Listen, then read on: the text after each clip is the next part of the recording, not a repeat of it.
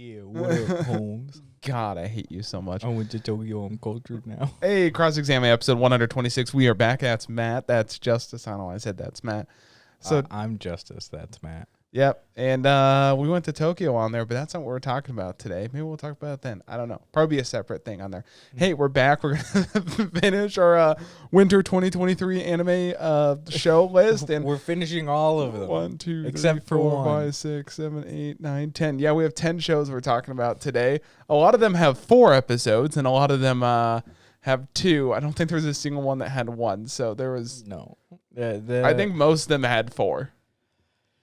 Yeah. Because everything on the A list definitely had 4. So we're talking about A list, B list, and C list. Were the ones that had 2. Yeah. Yeah, because we basically talked about the 4 you left. So it's been 2 weeks. We're going to get right into it. So Tokyo Avengers finally finished up on there. Damn, that was wild. Imagine doing everything right and still being wrong. Yeah. So Takemichi literally gets to the end of it. He's like, I finally fixed it. Everyone's going to live. No one's going to die. Goes to the worst possible future where literally everyone is dead. Yeah, gets sent back in time exactly when a funeral is taking place. Whoopsie. Yeah. Well, he shows up and immediately we're all like, as audience members, like, this boy should know at this point that, like, we know what's going on there. Like, you should know he's at a funeral. I'm in some fancy clothes. I'm in front of, like, a nice little shrine. Maybe I'm meeting someone. It's like, dude, how do you not know you're at a funeral at this point? It is pretty obvious that you are at a funeral. Look, you're innocent. It doesn't matter how stupid he is. No, he's been disoriented. He just came back to the present. He literally was sent back 12 years into the future or the present for him. And he's in an entirely different area because the last time he was basically in prison. Yeah, but he should still find out very quickly gotta get your boundaries. It's like, he was there. It was like a 5-minute scene before he walks in. He's like, oh, I'm in a kind of snazzy suit on here. Wonder what happened on there. No, I guess the more important thing we should talk about is Mikey showed up because last time Mikey had just showed up. Mm-hmm. It cut to the thing, and then we didn't watch it for 4 weeks or 2 weeks. 3 weeks. 3 weeks, something like that. But you already read ahead, so you already knew what was going on. I'm over here like, yo, what the hell's going to happen on here? Like, I'm so confused. Mikey, like, one hits the dude, Taiju or whatever his name is. Yeah. And he, like, goes down. I'm like, oh, damn, Mikey really put him out. And everyone's surprised. Like, he one hit him. To be fair, Takemichi was doing some work, though. Mm. And the dude had been stabbed. Then dude gets back up, knocks him down. That's not even the most impressive part about this whole fight thing. I'm like, Mikey's strong, whatever. It's literally Draken outside, like, okay, boys, we gotta go fight 100 more. Dragon's out there, defeated everyone on there. And it's like, don't worry, boys. I took care of them. And Takemichi's like, did he do this himself? I'm like, Takemichi, who the fuck would else had helped? What would you see any other person from your gang there?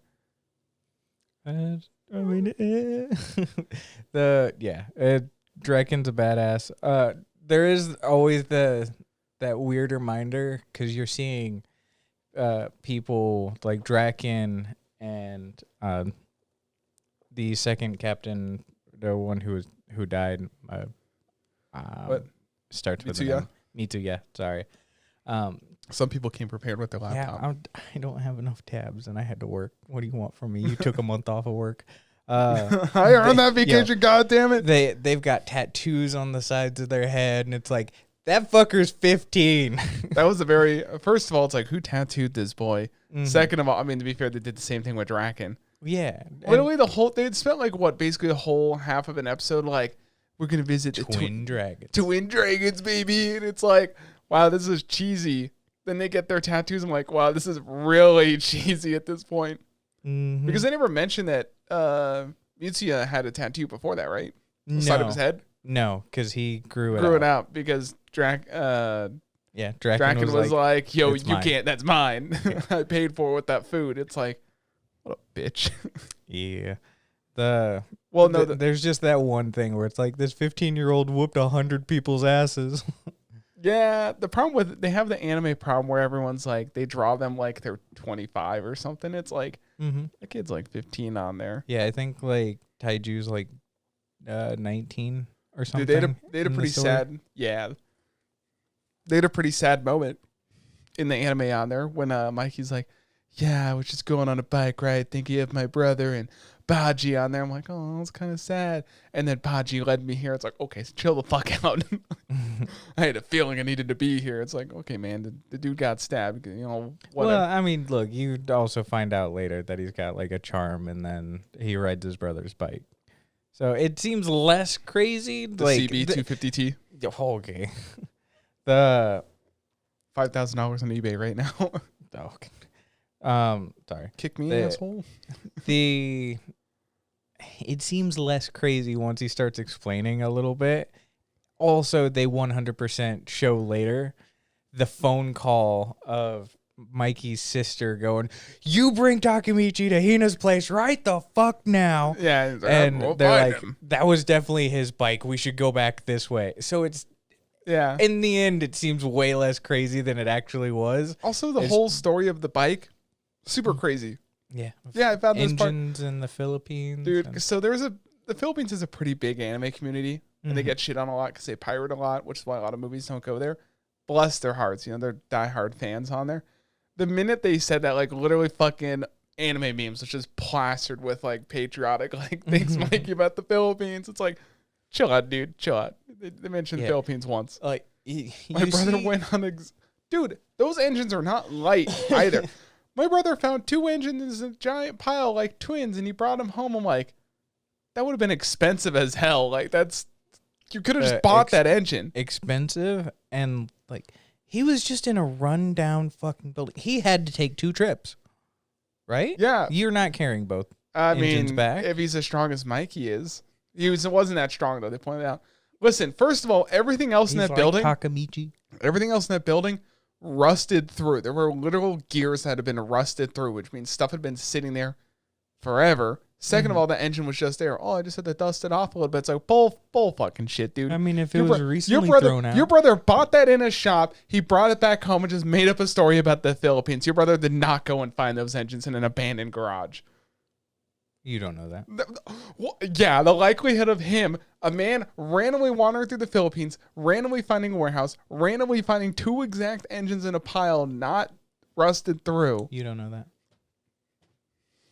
Tell you what, Justus, let's go downtown and walk through the abandoned buildings and see if we can find... there's a difference. There's the Philippine in this shithole. Yeah, it is. You know what's kind of weird? It was a lot nicer than Detroit. It looked nicer in Detroit. No, but all in all, it was kind of nice. Then they had they mentioned all that because it's obviously foreshadowing what's going to go down.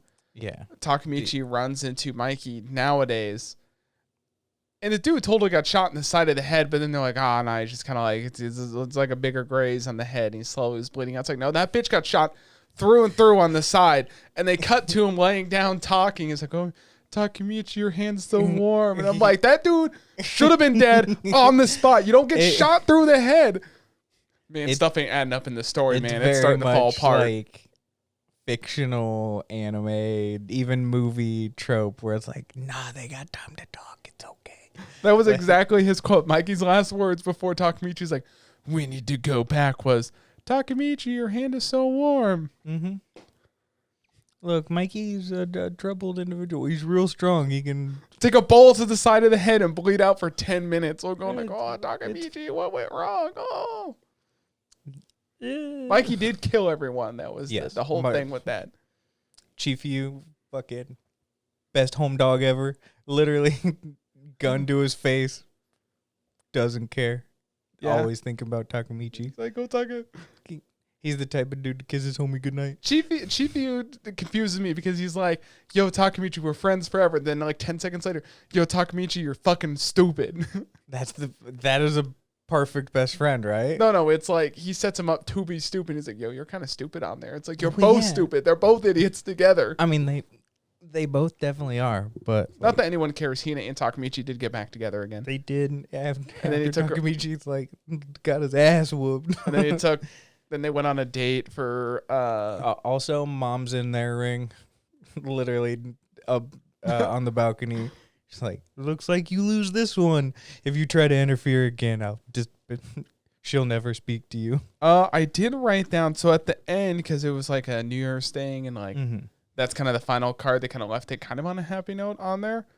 What do you mean they lived? I mean, maybe for that episode. Yeah, for that episode, it was the season finale was not on a happy note.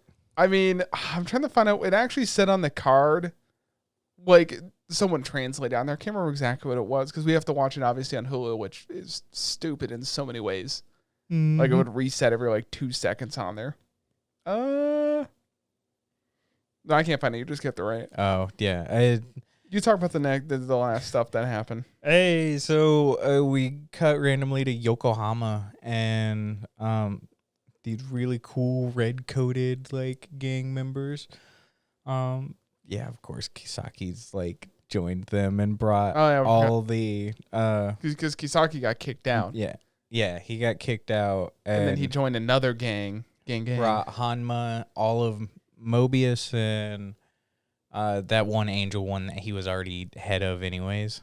Well, I think the gangs are. I don't think everyone went with those gangs too. I think it kind of like is a small, like a decent chunk of them split. Yeah. So we're missing a couple key things. Near the end, just before the New Year or just after New Year's, there was the first meeting. The Takemichi or Draken is going over everything. 300 people came from that gang, by the way. Yeah. I wrote that down, so it's 300 people. Well, there was 300 people that left Toman. Well, no, we expect all of them left. Well, I doubt all of them left, but the thing is at least 100 Toman are left. Mm-hmm. But 300 people came from outside to come fight basically Toman on there. Listen, if Draken can take out 100 Black Dragons, he could probably beat up those guys, like 100 of them relatively easily. Considering Takemichi was beating up people and winning, come on, dude. Yeah. Kisaki was totally outed, and just like, what would you think would happen if like you tied up other captains in the hopes that things were gonna fail? You encourage someone to stab and kill like their brother, and none of it worked in your favor. Did you think it was going to be like, oh, the water under the bridge? Like, I had nothing to do with that. Like, he got fucking booted, and then basically all of Black Dragons are now under Takemichi. Yeah, which is also weird that... it makes sense. They lost a lot of people, and then they gained the Black Dragons, which arguably are worth more because they've had way more training under Taiju. Yeah, on there. Because it basically comes down to like the Black Dragons going under Takemichi because of that like declaration that he made, where he's like, "If I beat you, I'll be the head of the Black Dragons," and that's basically what is coming to fruition. Besides someone like Mikey, who whooped Taiju's ass, Takemichi's the only other person that got him to take a knee. So, yeah. So, basically, anyone that wants to know, we watched episodes 9 through 13 for Tokyo Revengers. I did write down what episodes we watched of everything. And that was basically it on there. I'm excited for the next season because, I mean, they already confirmed the next season anyways. Yeah. It ended with Kisaki in his red uniform going, "What's up, my hero?" And then they do that weird like flash thing of this is where the Kanto incident begins. Yeah. I wrote it down. I made sure to make good notes this time. Like I was like, oh shoot, Kanto, that's like a Pokemon thing, isn't that though? Like an area. I mean, I don't know. It looks like this is Kisaki's second attack he's pulling off. Speaking of second attacks, don't toy with me, Miss Nagatoro's second attack. Yo, they should have kissed, man. They should have kissed, man. They were like so close to kissing, and then the girls messed it up. Mm-hmm. They went on a date though. They did. Well, to be fair, originally he didn't make it sound like a date, and at the end he was like, "Oh, this must have been a good dry run practice." And Nagatoro was like, well, "Maybe this is a wet run." I'm like, "Well, hold the phone here. Careful what you kids say on there. Don't be calling it a wet run on there." We've seen the videos. That's just how he leaves her. You disgust me. Oh, really quick before we continue, we are talking about episodes 10, 11, and 12 for Nagatoro, and it did end the season on there. Yes. We're definitely going to get another season. Well, yeah, they already confirmed that. Yeah. I mean, they have so much left to do on there. There was lots of progress this season, though. Yeah, to be fair, they went from just being friends to holding hands a lot more at the very end, they hugged. I thought they were going to kiss, and they just ended up hugging. And it was like, she didn't call. If she beats the one girl, they're going to kiss. You know, yeah. Because the ultimatum was like, you could kiss me. And he's like, well, that's for later. I got beef with this episode. So also, the sister's hilarious. The Tsunomiya sisters or cousins on there. Hana and Sana, which come on, guys. It's sisters, basically. So Hana's the new girl, the first year that showed up trying to help Senpai, like, be with the girl. It's super adorable because it's like, oh, it's got to be love, right, Senpai? And he's like, oh, she's like, it's true. The worst part was at one point, she's like, oh, Senpai, you need a model? I'll be a nude model. Starts to undress just as busty as, like, basically she looks at, like, a smaller version of the president. Yeah, of the former club president now, because now Senpai's in charge of it. Yeah, because even Nagatoro was like, oh, hold on, like, you're just as crazy as, like, one of the last people in there. Yeah, it's like it makes sense. I usually don't say this, but girl, you need to button up. You're child, you're too young to be doing this on there. Even though it's legal in Japan, please, child, you're too young. But then, like, she's trying to help Senpai basically get laid or go on an actual date on there.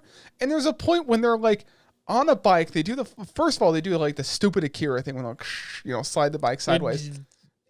Are you saying the Akira slide is stupid? No, Akira slide is meant for Akira and the couple shows that came after. Anytime there's a motorcycle abruptly stopping now, it's the Akira slide. It's like, stop. You just gotta stop. You gotta reference the goat. What do you want? Oh, you're admitting that Akira's the goat? Oh, we got him, folks. He said Akira's the goat. Yeah, goat cheese. No, that didn't work in the least bit. What do you want? No. So anyway. Besides that, back to woman buttoning up on there. My TikTok. No, I'm kidding. That won't be on there. They're like on the bike, and it's like, can you guys just not have bunny ears for like 10 seconds? No, can you just stop? They're weird. That's the whole thing. Yeah. Also, you're missing one of the important things. The friends. It's a versus thing. So Yoshi, which I keep forgetting that's her name. It's stupid. Mm-hmm. Yoshi, Maki, and Sakura. Yes. Well, technically, originally, Sakura wasn't part of it because she wasn't technically part of it till like some end stuff. Yeah. So Yoshi and Maki are trying to keep Ponzi's virginity plan, so he doesn't kiss her. Try and get because they think he's trying to like set the moves and actually like dig her down on there. Which, come on, boy, you can do it. Well, Nagatoro, stay wholesome. He was thinking that Nagatoro had that look where she's like going for the kill. Yeah, and then so those two girls are team Hayase / Senpai Naoto. They keep his virginity, but then Hana and Sana are team president and Nagatoro for them to get. It's weird. They're both for both sides, but both slightly different ideas of no, don't kiss. Yes, kiss. Yeah, well, look. And then they're fighting on the beach. And that's when it's like, oh, you guys continue. Go. Well, at one point, Yoshi stops. And it's like, we'll be cock blockers. Yeah, and it's like, let's go. So, do you want to be a cock blocker? No. And then they admit that they were going to stop what they were doing. But then Hana and Sana were like, no, we're going to stop you. It's like, no, we were already stopping it. And there was a whole... Okay, I found out what she said. Episode 12. They were talking about, oh, this is just a Gyron. Nagatoro said, for me, this was the real thing. And then I wrote, just kiss her, man. Come on, do it. And then he wrote, me too. And then blah, blah, blah, blah, blah. And then they didn't kiss. I thought they were going to kiss because I wrote kiss. They didn't kiss. Senpai, no kiss. At the very maybe next season. The last thing said in the show though was, Senpai, you're creepily warm. It's like, no, you're still creepy, but you're creepily warm on there. I can't wait till he follows you home. What? Oh, geez. I would say Nagatoro ended very good. Tokyo Revengers ended pretty good on there. You know what else ended pretty good? The Angel Next Door spoils me rotten. They finally pulled it out of their ass and actually got good at the very end. Also, someone's got a foot fetish in this show, too. You didn't need to show her feet that much and zoomed in that much. I didn't really notice it. It was a whole fucking, like, it was a whole, like, thing. It's like, oh, you don't want to see me without my stockings? I don't. And he's like, don't show this to people unless you really want them to see it. I mean, those are thighs and legs. No, but then they focused on her feet too much. Then they did a flashback, which was the exact same thing, showing off her feet. Our boy's got a foot fetish. I think you're the one with the foot fetish. No, feet are nasty, man. Feet are nasty. They stink, especially in the hotel room. Those feet were fucking nasty. You know it. Okay. I'm just defending me. I don't have a foot fetish. Justus is trying to make it seem like I do. He's defending really hard. Some would say that's projecting. Hang on, I forgot the best part of these whole episodes. We watched episode 9, 10, 11, 12. Yes, we watched 4 episodes. Episode 10, our boy had a wet dream. He did have a wet dream. And then he spoke to her about it. That was wild. I'll be honest, I was kind of toning out because it was like late at night when I watched this. I was like, and I like had to stop. I'm like, did they actually hook? Well, hold the phone. I gotta fucking rewind this shit. It's like, oh no, it's just a dream. Thank God. Because I was like, our boy isn't actually dicking down the angel next door. I mean, it was about 2 and after the end of that season. But yeah, he has a wet dream, wakes up. And to give you an idea of like, they weren't just being coy with it. He literally lifts up the blanket, looks down, and he goes, I'm despicable. We know what happened. The next scene is him washing his clothes in the washer on there. It's like, oh, Jesus, dude. Look, of all the things, if you went, yeah, so later in the series, the main character's totally going to, like, nut himself in his sleep over, like, the one chick. You'd be like, no, this show's, like, really wholesome. It's, like, not weird like that. She did say something in the next episode. I say, and I quote, I like it when you touch me. She does say that a couple times. Henry's notes under it. She wants him to get dick down. It's the ghost stories thing. Touch me harder. God, it was. Listen, it was like the dynamic changes quite a bit in the last couple of episodes. Well, they go from like friends, we kind of like each other, to like an immediate, like, oh, yeah, I want to dick you down. Yeah, because she has definitely been giving way more signs of like, I like you, and he's respecting boundaries and also kind of stupid. And then you eventually get to that point where it's like, we're basically going to like go out and go on a date, and some people are going to see us. And then, sorry, this wasn't typed down. Listen, then we're going to do a school festival. It felt pretty, I'll be honest, like the last 3 episodes felt very rushed. Yes. Like they combine. It's like, I don't know if you they'll have do this nice, season. gentle plot going along, little. And I feel like a lot of romance shows do this where they're like, oh, shoot, we got to make him kiss or do something in the last 2 episodes. Do it now. I wonder if they do it because they're worried there won't be another season. We went from wet dream to kissing. They do kiss. Yeah. They kissed. Yeah, I wrote they kissed, and she took the initiative. She did. Well, they kind of kissed, and it's like, oh, and then she's like, get over here. And he was like, oh, shit, let's go. Yeah, there was the school festival or like track and field day, and I don't know what fucking game the scavenger hunt thing was. I'm going to be honest, there were a couple shows that had that in there. Like scavenger hunt? Also, well, look, the fact that the one Buddy Daddies had that, and it did the exact same thing. Oh. A spoiler. Well, the fact that the one redheaded chick, I forget her name. She set that up. Yeah, she set it up. Where it's like, who let her make the things? Like, that's unfair. Listen, they won. She cheated. If this happened in real life, in like an American school, riots. 10% of the class would gang wars. Yo, bow. God, 10% of the school would be like, oh, it's adorable. The other 20% would be like, it's kind of adorable, but it's kind of bullshit. The last 70%, exactly what you said, I was going to say something. Yeah, it's a gang war. There'd be a gang war in the school. Like, yo, there's some bullshit on here. Imagine if the wrong person got it. Yeah. Like, that was the other thing, too, where it's like, how'd you organize that they would get that? She was giving out bribes, man. She was paying everybody out. It's just like soccer. She was like, here, I'm going to give you like 200 yen or 2,000 yen, not to pick up this slip on here. Our Angel's specific paper that she was looking for was someone that is dear to me. And they had to announce it. Yeah, here said someone very dear to me, and they had to announce it. And it's like, the love's official. Then the shitty thing happened where everyone in school's like, why'd you pick him? Fuck? They literally walk up to the boy, and he's like, how come she likes you? And it's like, Jesus, dude, chill the hell out. It's just a woman. She's like, what's... She does pull a really good card of like, what's so bland about him? One of the guys are like, look at him. And I'm like, it's got a point. Dude's got a point on there. Yeah, but she pulls the ultimate, like, know you look in the mirror thing, because he's like, he's bland, he's boring. And it's like, oh, so you only care about people about their looks? Is that how you think about me? And basically entirely shuts him down in the conversation. It's like, ooh, she's sassy. Yeah, it was. Oh, yeah. Excuse me. Yeah. No, sorry. I'm just a little stuffed up still, getting like over that whole sickness on there. I think you're right. I feel like maybe they were expecting a season 2 and didn't get. I mean, that's the whole thing with a lot of these shows. Maybe they are going to get it. Maybe this was. I feel like though it felt a little rushed, getting to that point where like the relationship is established.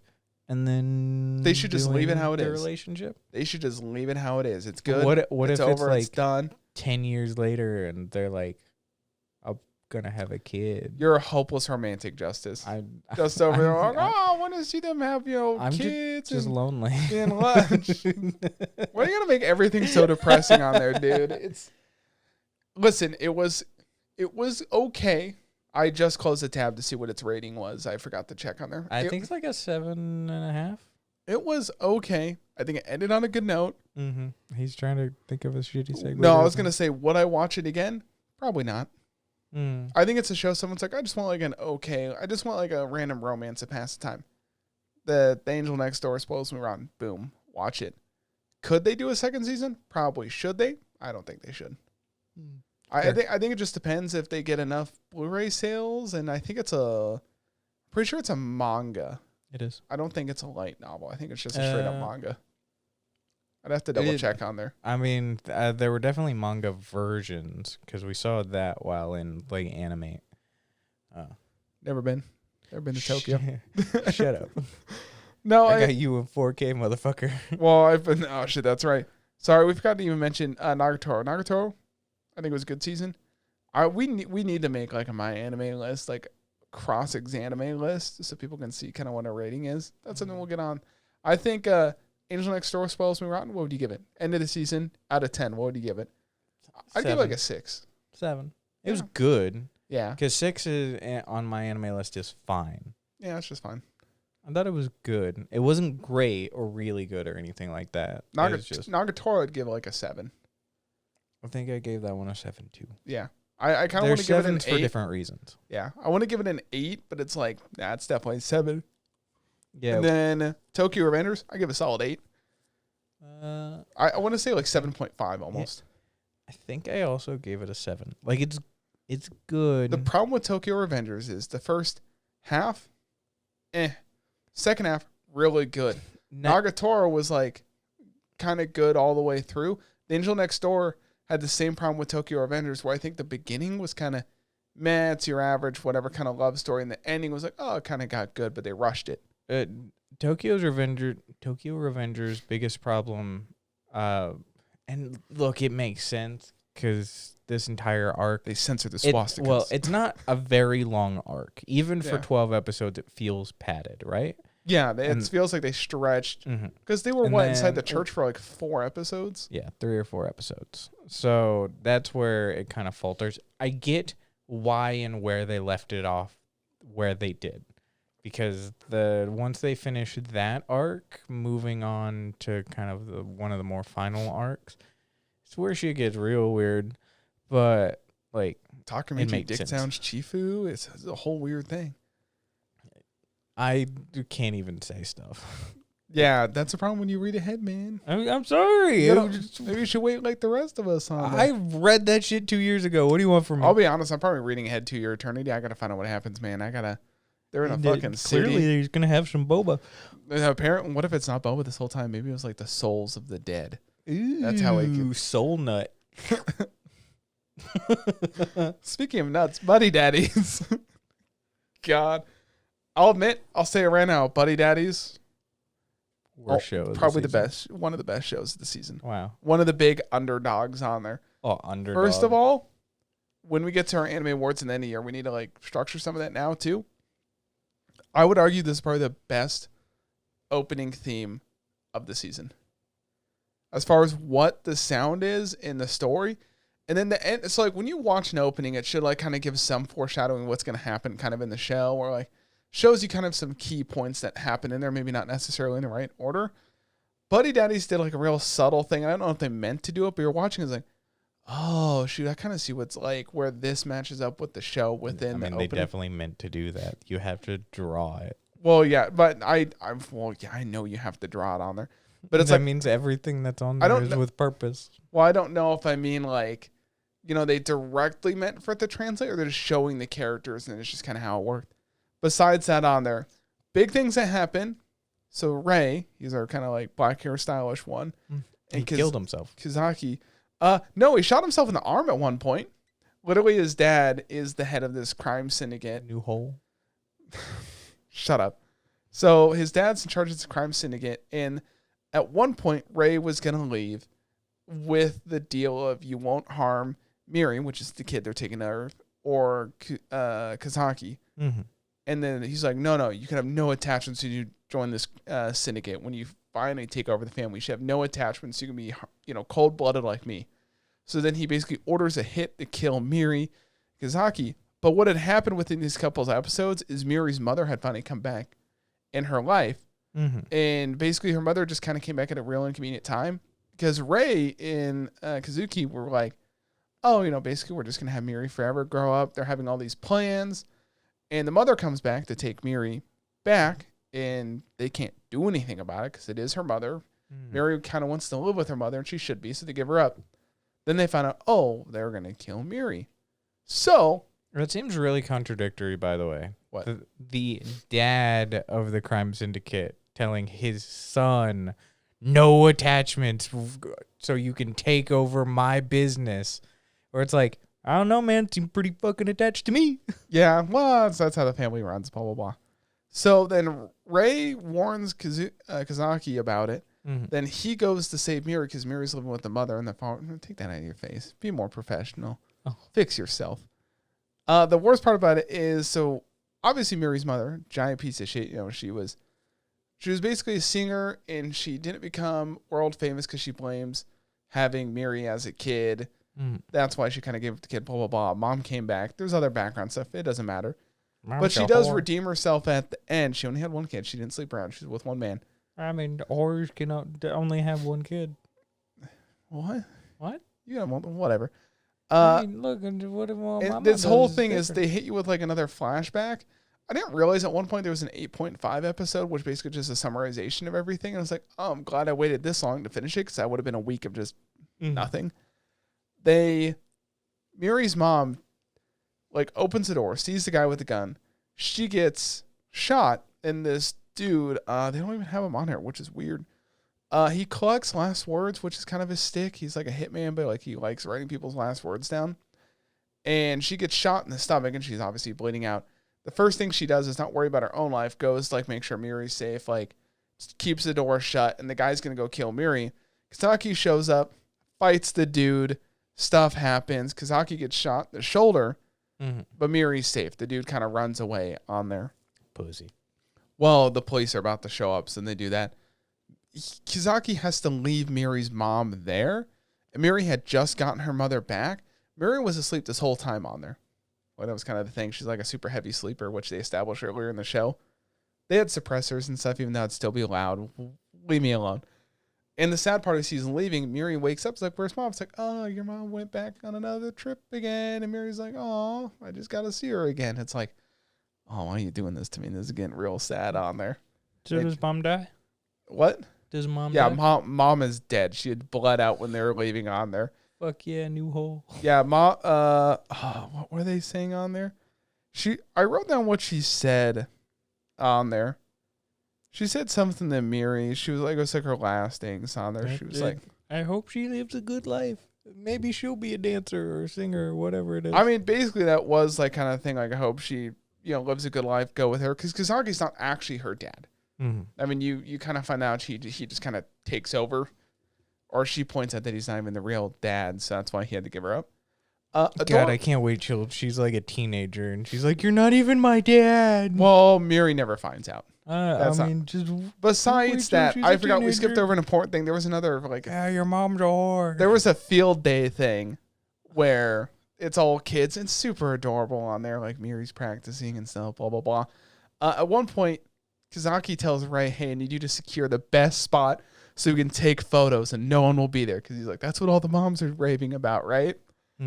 They get there, and the spot he reserved is surrounded by barbed wire, claymores, landmines, and tripwires on there. And they're like, why is no one even getting near it? I wonder why, Ray. No one got near it. There's explosives there. So they get the spot. You get to see like the whole dad moment, because this is, before the whole Hitman thing. I should have said this first.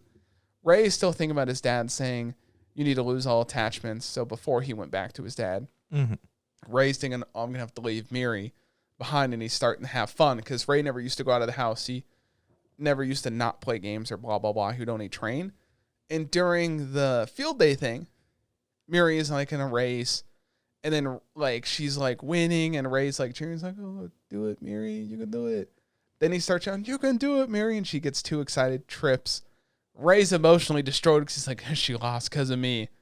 And then the next event, win. Well, the next event, it's like a dad, like parents and daughter. Ray sits out Kazaki, which is the actual like kind of real father in this scenario. They do a whole bunch of races. Then they have to do that game where it's like, not hide and seek, the scavenger hunt. That's why I was like, wow, there's another show, a scavenger hunt. She goes, grabs Papa Ray, grabs Daddy Kazaki. We need to run to the finish. And they like pick her up and run to the finish. And it's like, Miri, what did your slip even? Because then she gets first prize then because you wanted to win first prize for dad. It's like, what was it you needed to bring to win? And then like she opens it up and it says family. And I'm like, oh, it's so fucking adorable on there. My heart just like, melted. It was adorable on there because Ray is like, oh, she thinks of me as family. Then next episode has to protect her. Family pulls that gun, blows brains out. Well, then they get... So sorry, we're fast forwarding back again. They have to... I'd be rewinding if you're fast forwarding. No, because originally I was saying the now plot, and then I had to rewind, and then I had to fast forward past all that. Yeah, it makes sense in my head. Leave me alone. The only way Ray and Kazaki are like, what's the only way to protect Miri from getting killed? It's we have to go defeat the organization. So they take the car and do it's one of the coolest shootouts on there. They're like driving the car up to the front gate, and they're like, oh, Ray, you finally decided to join the family. Come on in. And it's like, no, Kazaki goes with me. He's my partner in crime. And they're like, your dad was very clear. Only you can show up. Smart man, only letting his son come.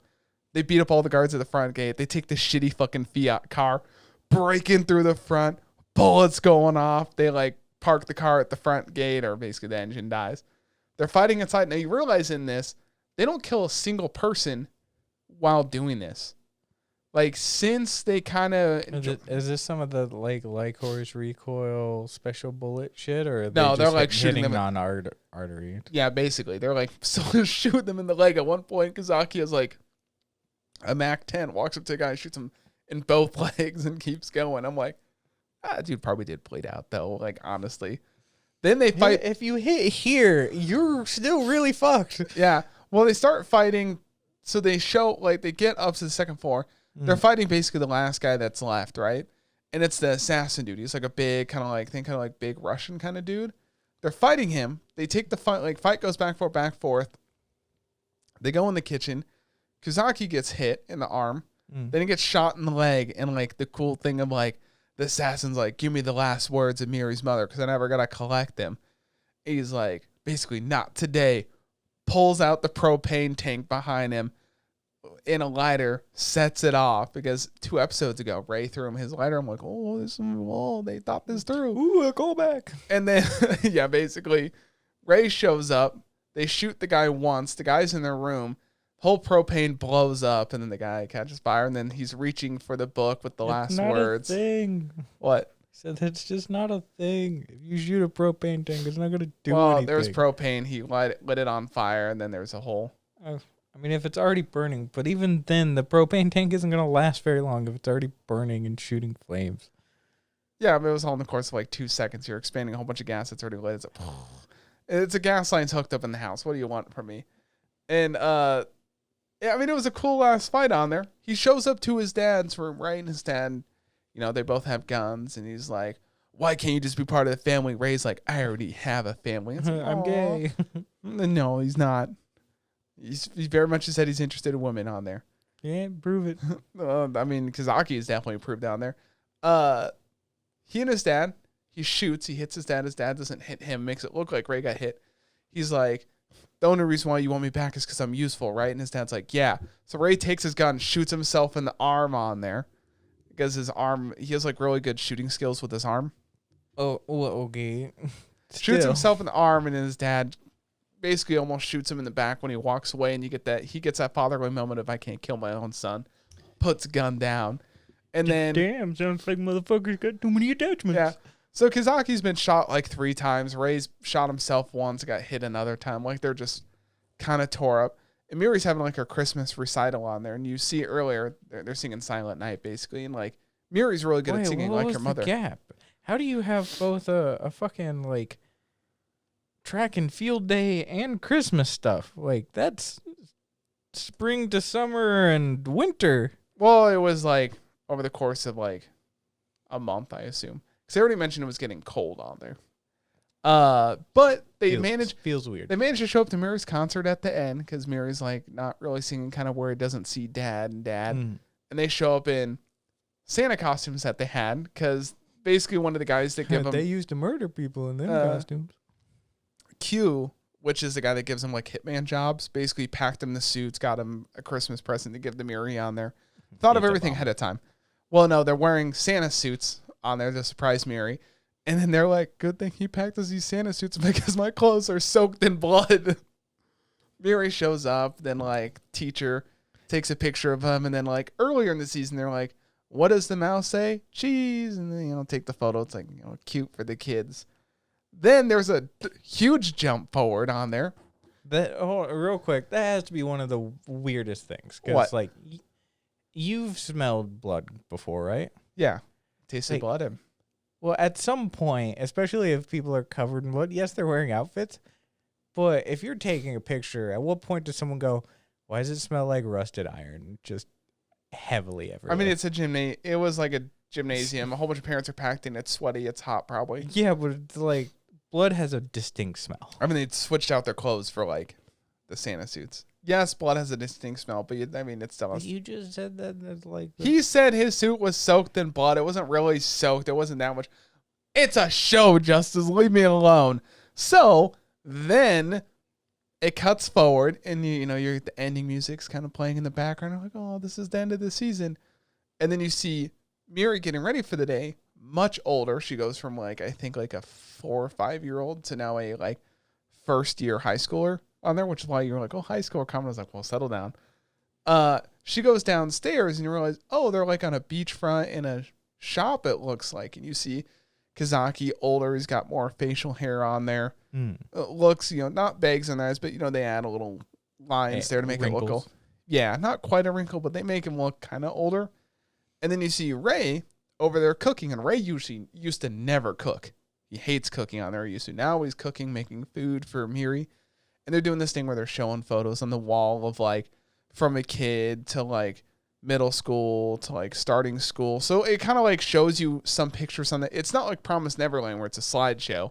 They're showing pictures of kind of what happened in between. Any pictures of them with women? Because gay dads, isn't it? Well, Kazaki like throughout the series has been going to like lady bars, I guess is what you call it. The what do you call it? Hostess bars. Girl bars. Hostess bars or girl, whatever. Yeah. It's pretty much established. He's not gay. Just because 2 guys hang out with each other doesn't make him gay. Shut up. It's not like horse recoil.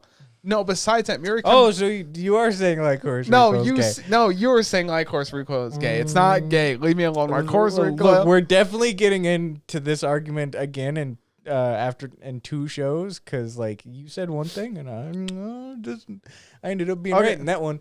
But besides that on there, okay. So she comes down. It's really emotional. Like it kind of like still hits hard because like they did a really cool family thing. I noticed after like 3 episodes of this coming out, people stopped kind of comparing it to Spy Family because it really wasn't. They're just kind of that Spy Family hype.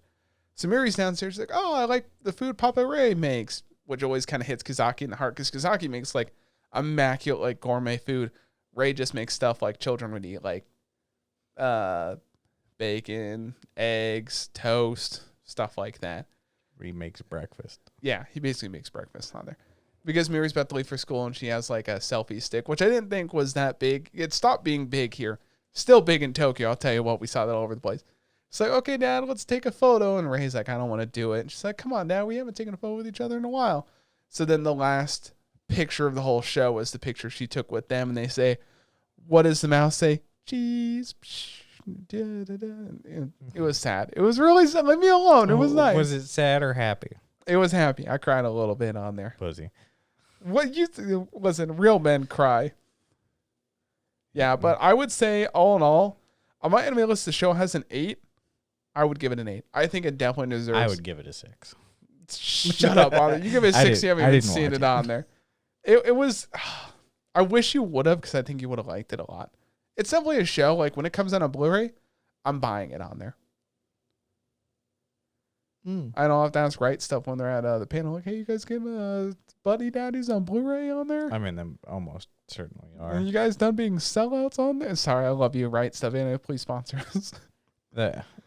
Speaking of people that are girls, hey, do you know Tomo-chan is a girl? Yo, we only had 3 episodes to talk about, which I'm happy there were 3 because I thought there was only 2 more, and then the 3rd came out, and I was like, oh, thank God there was 3 episodes. Spoiler. June does see Tomo as a girl. They are officially dating, and they at the end, at the very end, they go on a date, and she's like, "I'm glad we're finally dating," and he's like, "Well, technically we're not." And she gets all pissed. Long story short, they finally June finally says, "Sorry, I can pull up the exact words." Your dad said no. No, sorry. I was trying to look up what I said on there. No, sorry. I saw another quote that was hilarious. Mizuzu. It was like, how do I get June to see me as a girl? She says, and I quote, let him touch your chest. Then he'll see you as a girl. She's not wrong on there. No, June did finally admit that he loved Tomo. And then it was like a real, really love you. Like, not just as friends, but he actually loves you. And I was like, finally, people admit that they love each other. Because there's even that background thing of Mizuzu's like, they both know they love each other. They just need to say it. Mm-hmm. But, I mean, at one point, Mizuzu was teasing June where it's like, I was your first love, right? No. And then he thinks Tomo's mom's chest. My man.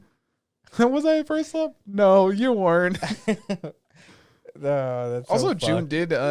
literally right after they talked about how let him touch your chest, Mizuzu had this terrible idea of basically trying to kill June. I'm going to push him down the steps, Tomo, and you're going to catch him. He walks by, and she actually pushed him. I was like, this could kill a man. And he does that 180. Is she straight up trying to kill me now? And then he turns another 180 back to see Tomo in the 1 second it takes to fall. Dodges midair. Falling purposely to dodge not getting caught by Tomo, then falls into Carol's chest, grabbing her tits. And then Mizuzu fell 2 seconds later on accident, and then the other guy caught her. Yeah. I forget what his name is. It's got to be down here. Tanabe. Yeah. Tanabe. Which they never really develop it, which is why I was like, maybe they'll do a second season of Tomo. I hope they leave it at 1. I hope they just call it good. This is it. You don't need any more. But I know they're probably going to do a second season. Well, I think the manga goes beyond this. Yeah. Because then, you are going to have the season where, building out Misuzu's, relationship with Tanabe. And then... probably continued Tomo's to... And Tomo and June's, maybe some... strife going on, certain things with a relationship. Listen, as long as Carol's there to cheer them on, between cheering on and dude, There was a point where there was a Cinderella play going on, and the best part was like Mizuzu was homesick. Carol was like, let's volunteer Mizuzu for it. Yeah. And Mizuzu was not very happy at all that she had to play Cinderella on there. And June got to play a tree, though. And then Tomo got to play the prince. And one of the best scenes on there. It's like, oh, she really does look like a man. And those buttons tried their damn best to keep it safe. They tried. The Spider-Man memes were coming out. That one button just holding on for dear strength on there. Look, the fact that at the very end of it, because Misuzu's like, oh, basically, why did you have me be Cinderella? And she's over there like, so I can get this cool picture. Yeah. Well, even the best part was like Tomo and Carol's mom were like, why is Mizuzu's mom here? She's like, so I can video record this and show it to her. It's like, man, everyone's mother is just like them on there. Yeah. And you could just say you're here and you want to be supportive of your daughter. Dude, the best part was when Carol's mom was like, yay. And then Tomo's mom, Mizuzu's mom's like, no, down. Is this why you invited us here? At least she knows herself well enough. It's like, Look, I'll have to drag people into this, but I need some restraint. Because she literally sees her daughter and she's like, hi, Carol. It's like, hi, Mom. It's like, no, get down here right now. Yeah, but the fact that Mizuzu was Cinderella, Carol was the evil stepmom. Which, all their roles were Tomo switched around was on the prince, and June was a fucking tree. My man. Which, at one point, I'm fairly certain it was the dad or like some other random dude. They focus on June and he's like, he's blending in. He's truly became a tree. And it's like, what the fuck? No one.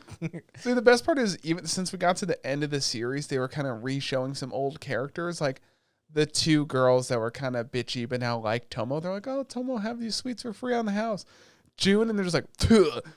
Here's some black coffee, and it's like, oh my god, why are they so mean to June on there?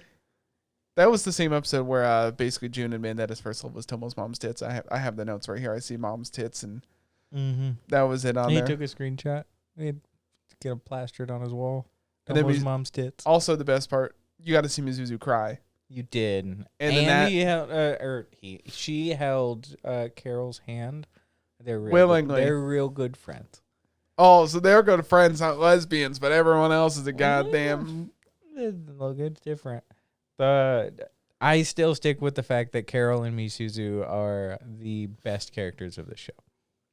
Without them, the show would be significantly more boring. Well, I think all of them together made the show really. Like, those three girls, you probably could have changed the personality of almost any guy in that show, and it could have stayed basically the same. But because you have the one friend that just doesn't care, just kind of carefree. You have Mizuzu, which is the exact opposite of Carol. You have Tomo, which is kind of in the middle of all that. The hot-headed one is real in the middle. Well, yeah, but she's still like kind of in the middle of those. She beats men. He deserved it. He did ask for it multiple times, though. I mean, at one point he does ask for it, but also when she's like thinking of when June's going to face her dad. That poor boy. She's just at practice. She's too busy thinking. The man's dying. Yeah, maybe he shouldn't be dying, huh? Maybe that's his fault on there. It's in her arm. She's squeezing the life out of him. He has to say please. That's his fault, not there. It was kind of adorable when, June basically passed out, fell down the steps, which, I mean, I'm surprised he didn't get severely hurt. When Tomo was like, loves him too. I was like, oh, look at those kids. No, but what we're getting to is the only way June is technically allowed to date Tomo's if he beats her dad in a judo match. And he did. Well, eventually he did. And then there was the whole thing of like, oh, her dad's testing me, so I could stop someone trying to kill Tomo. Like, I couldn't do it for anyone else like Tomo, but I gotta be the guy that can save Tomo, trying to save other people on there. And he finally punches him. He, touches the ground, so I guess he's out. I don't know the rules to judo. And then finally, Tomo's mom steps in. Would you stop going so hard on the boy? And then they're officially dating. She got him a Christmas present, and then he got her a Christmas present. It was kind of cool. It was like was like a T with a J. Yeah. So it was like Tomo, June. They didn't say that, but that's kind of what it was. And then she made him a handmade scarf. Yeah, there's that. They did go see a movie that. Mizuzu recommended it though. Mm-hmm. She's like, yeah, go see this movie. It's kind of a lovers thing. And then at one point they're like, the girl's getting dicked down in the movie. We assume is like, is this what June wants to do with me on there? And then I mean, the answer is yes, but it's probably not okay. Yeah, and the best part was, like, real Tomo came back out where they're sitting there. It's like, I can't take this bargaining anymore. I just want to kiss you. And he's like, I want to do that too. Yeah, they kissed too. And then they kissed. Lots of kissing this week. Yeah, the best part was in both shows where there was kissing, the woman kind of took initiative in both ones. They did, because the men are pussies. Listen, Japan's trying to send signals like, listen, men, we're just going to watch hentai and porn. You got to take initiative, ladies. You got to get your man. Yo, come get your mans. Yeah. The best part was, like, Tomo at the very end was like, oh, this is the happiest I could be. And it's like, oh, it's kind of a nice little kind of final shot photo of that. I will say the final thing, and we forgot to mention it, is the Angel Next Door spoils Miran. That final kind of photo that's, like, really well drawn. Mm-hmm. That was cool. I enjoyed Tomo. I thought it was fun. I think it was something we haven't seen in a while. You've had, like, kind of, like, tomboyish girl things, but it's, like, part of a bigger plot, not, like, this specifically on there. So, I mean, I'd probably give, like, a 7.5, maybe 8. I mean, it was pretty good. Wait, what tomboy thing that were you talking about for me? What? Yeah, you said something about tomboy. What, like? No, I said there were other stories that kind of have something where there is, like, kind of more tomboyish girl character. Oh, but it's just, like, gestured to me about it. No, I was doing, like, a whole. Maybe if someone was paying attention in class. I mean, what? Roll the tapes. What? Roll the tapes. You're gonna roll the tapes. You're gonna see that you're a fucking idiot. I think I gave this a 7 still too. I mean, there's a lot of shows where they're okay. Listen, in my mind, a 10 out of 10 would have to be a perfect show. And I feel like that's more of a show that's nostalgic. 9 out of 10 is like Fullmetal Alchemist quality. Like, it's really, really good. Story's amazing on there. 8 out of 10 is something that might blow me out of the water animation-wise, like Demon Slayer. 7 out of 10 is what I think I give a lot of shows nowadays. Yeah. It's like, they're good. You should probably watch it if you can. But it's not necessary to watch it on there. But yeah. But speaking of people being like Cinderella and princesses. Yo, I called it. Gay girls, isn't it? The Magical Revolution, the Reincarnated Princess, and the Genius Young Lady. We finished this season 2. We watched episodes 11 and 12, right? There's only... there were 3 episodes, right? Maybe I just didn't. Maybe there was... No, there was only 2. Because episode 12 was titled Their Magical Revolution. Oh, that's right. By the way, this one had a caveat. Hey, you were wrong. They weren't just friends. Well, dude, listen, a lot happened on there to change it to not being friends. Look, when I said the initial tag was like a Yuri, and you're like, well, that doesn't mean anything. It's like, it's literally gay. I said that technically doesn't mean anything on there. Roll the tapes, Bob. Mm-hmm. You'll see. I need to sit back up. I'm like falling back in this chair. Not only do you get the girls, they listen. Before we get to any of that, there was a pretty big fight where Yuffie wants to become a spirit contract. Mm-hmm. And you find out there's a lot more involved in a spirit contract where you basically live, it seems like, forever. Yes. And at the end of it, you become a spirit. Yes. And then, Jesus Christ, I forgot her name. Yuffie's name is easy. Annis, right. Annis. That's what they call her in the show. So she at one point says, I'm going to find a way to get rid of this spirit contract, because Yuffie ends up doing it because she wins the fight. The fight they had, I think, kind of sucked. It meant something. It was kind of beautiful, but it was like, man, that was like pretty lame. That was like a 3-minute fight, and like 2.5 of it was talking. Yeah, that fight wasn't the strongest thing. She wasn't the strongest sage with the weakest crest. Actually, I'm gonna whoop your ass. I mean, that was a good one. Well, the thing is, like, even the fight with her brother, I don't think any of the fights in the show were that great. Mm-hmm. I think it was okay all around. The story was good. The plot was like, I think really good. Like kind of it's not really its own thing, but they did have some good individuality within it on there. So, yeah. So long story short, yeah, they get done with the fight, you know. But the princess does tell Yuffie that she had a dream she was from another world, and she believed she's from another world, and then she took over this girl's body and got rid of their original princess. And Yuffie's like, no, you are the original. Without you, I would have been trapped forever as like some sex slave or something she said on there. I wasn't really paying attention to what she was talking about. Useless characters. Wow. Everyone knows that the maid is the best character in the show. Carol. Wrong. Best supporting character on there. Wrong. Besides, I mean, they go on and on about that, and then they eventually like, again. Well, I would say it's the girl taking initiative, but they're both girls on there. But it's the obvious like sub in that situation now becoming the dom in this situation. Not only that, they totally banged. Like debatable. Pinned down against the bed, fire in the background. She was raped. She liked it. You're also, interesting one. Stockholm syndrome. Somehow, because you always give me shit for it. It technically turned into an incest anime as well. Oh, shit, that's right. Because she did get adopted on there. Yeah, to the family. Yeah, she won the fight against the agreement. Queen. Yeah, because she wanted to become a spirit contract, then get adopted, and become queen. Mm-hmm. Which is going to piss off a lot of people. Listen, there's definitely going to be a second season of this. Yeah. Unless it just does so poorly in Blu-ray sales, which it won't now that you've added Yuri at that. Everyone's like, well, it's a great story. It's got Yuri in it and incest. Justus is buying the Blu-ray. No, I'm not. I got a pre-order. No, I'm joking. I was going to say, I don't even think there is a pre-order. Yeah, also episode 12 was like 50% crying. Yeah. It's like, Yuffie, the bucket spilled. Like, cry less. It was literally 50% crying. Oh, look, they're women. What do you want? Oh, wow, that is. Oh, I found the part where they kissed again. I wrote, they kissed.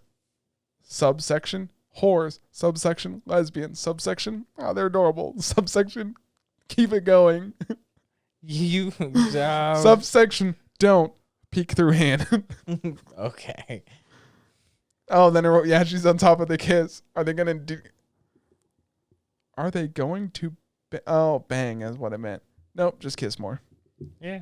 Yeah, they kiss quite a bit on there, and then eventually, like, she does, like, start kissing. It's a whole. It was a whole weird thing, man. It was 50% crying, 25% kissing, 10%. Here's some story, and then whatever 15% left of. Look at the cool magic stuff we made. Yeah, hey, we made some clothing that like gives us wings, and then we fly. And then at the very end, that was pretty lame. Yeah. I'll be honest, it was pretty lame. Then there's a little time skip, and she's now basically queen. Because the king's like, all right, you guys did this. I think we're gonna head out. I love how the first thing King's like, I'm out. I'm gonna work in the garden now. It's like, really? That's what you're gonna do with your free time? You're not gonna do anything else? Yeah, imagine being that fucking son.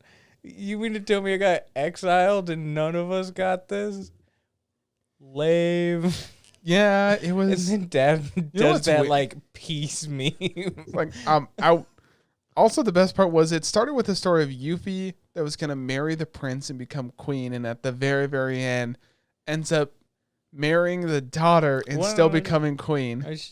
They haven't married. They're just secretly, kissing each other goodbye. Justus just always finds a way to pick an incest anime. He's like, let's do some research. Was this an original story? No, it's pretty. It's a light novel.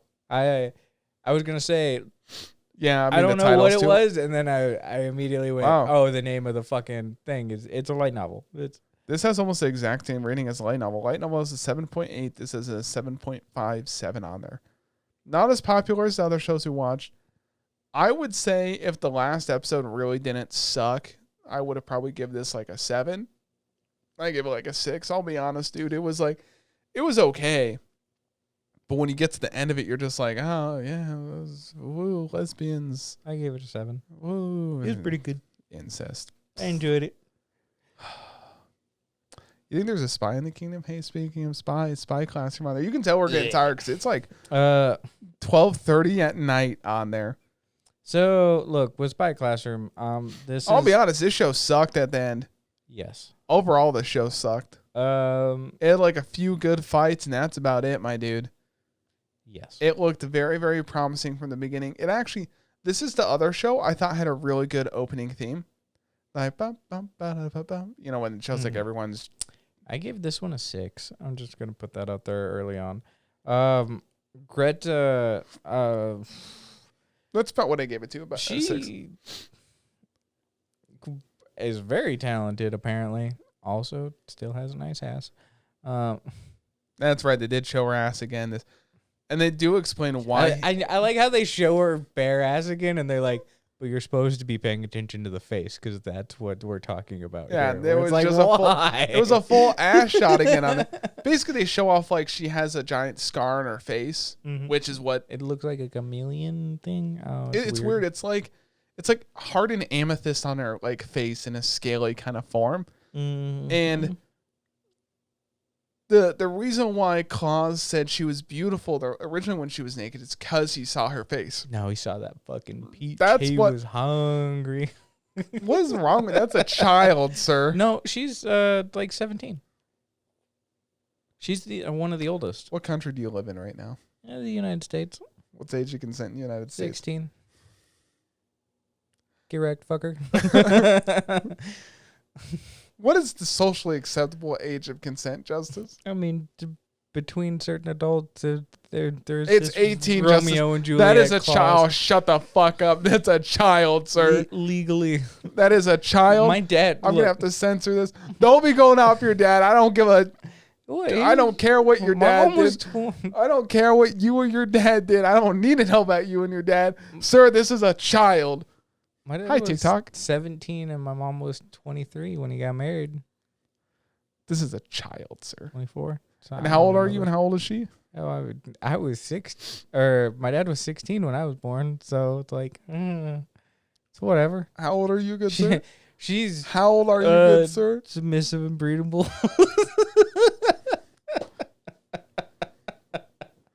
Maybe we should just not talk about this show anymore. Anyway, so our next show, My Hero Academia.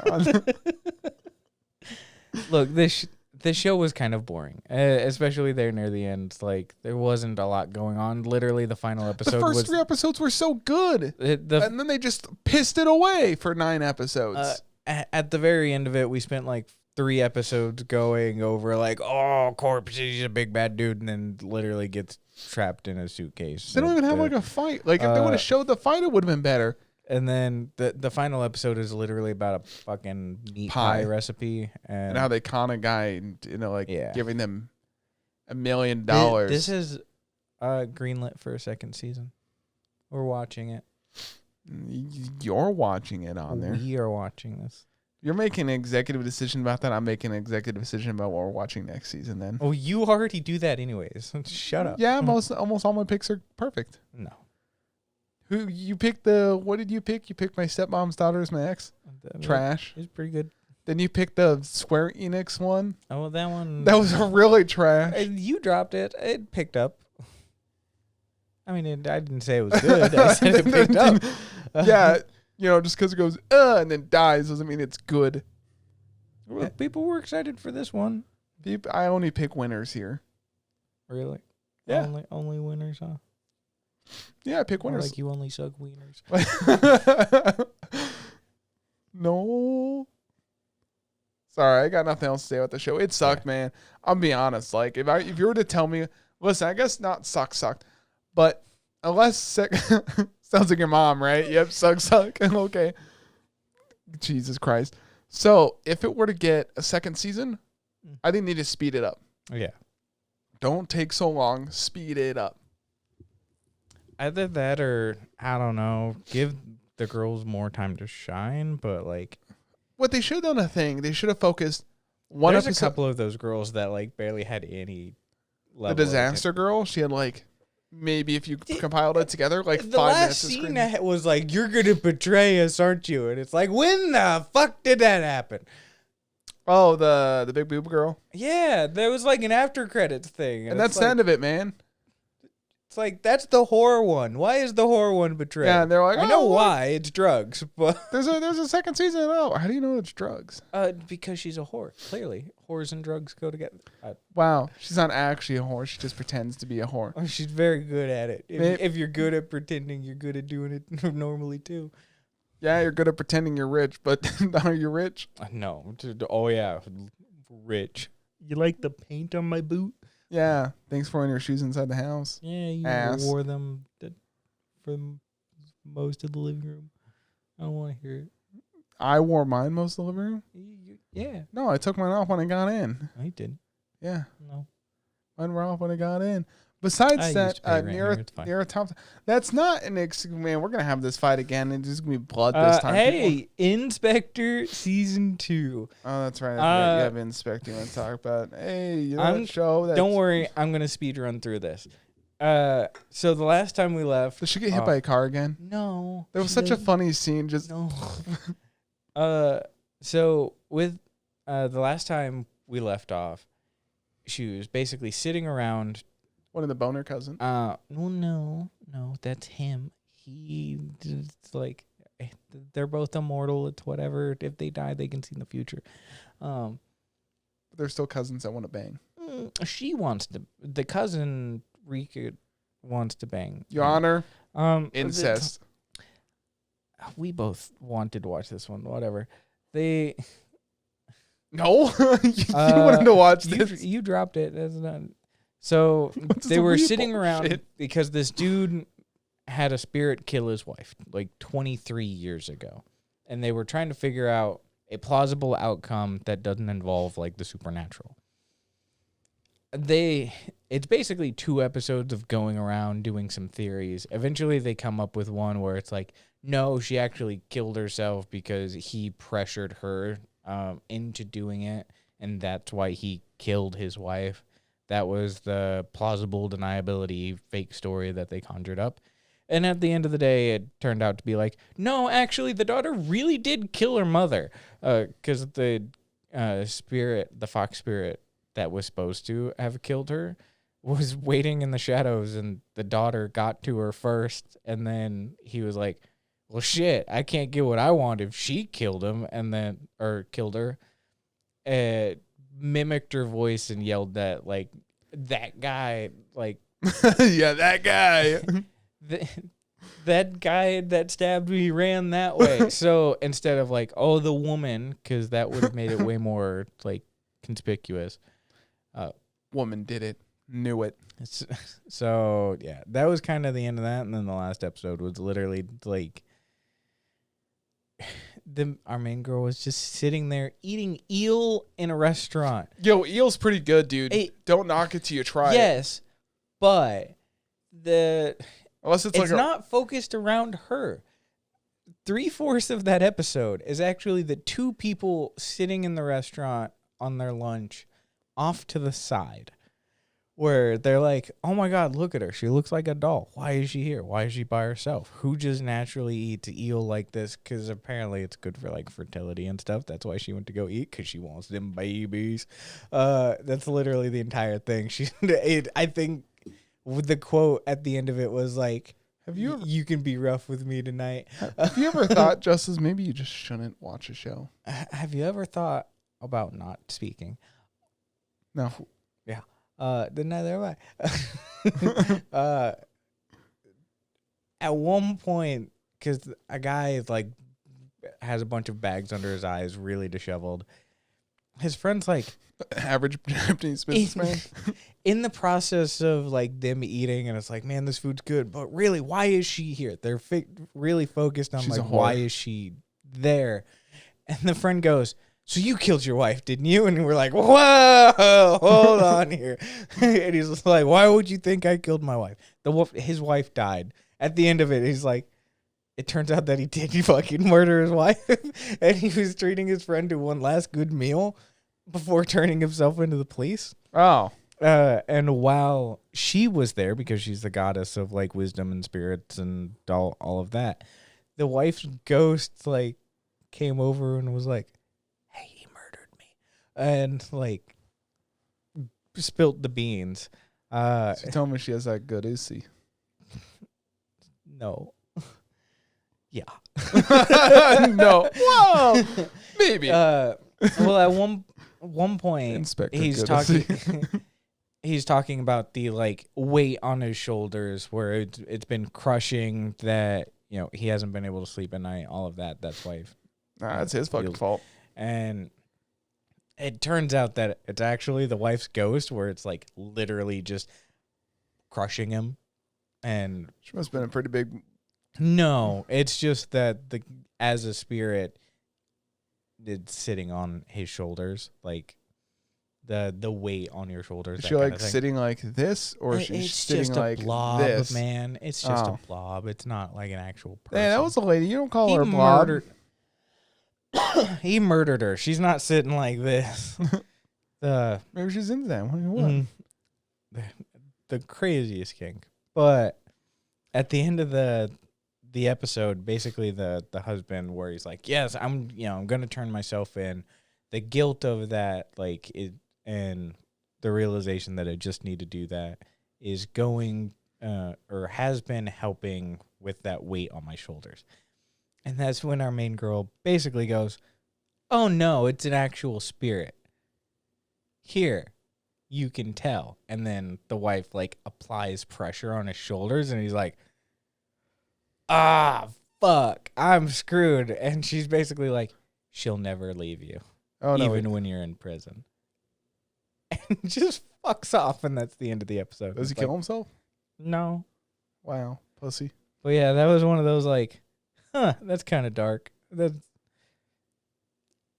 I enjoyed this season way more than the first season. I think I gave it the first season had 2 episodes of her sitting on a stool talking to a snake. Of course you enjoyed it more than the first season.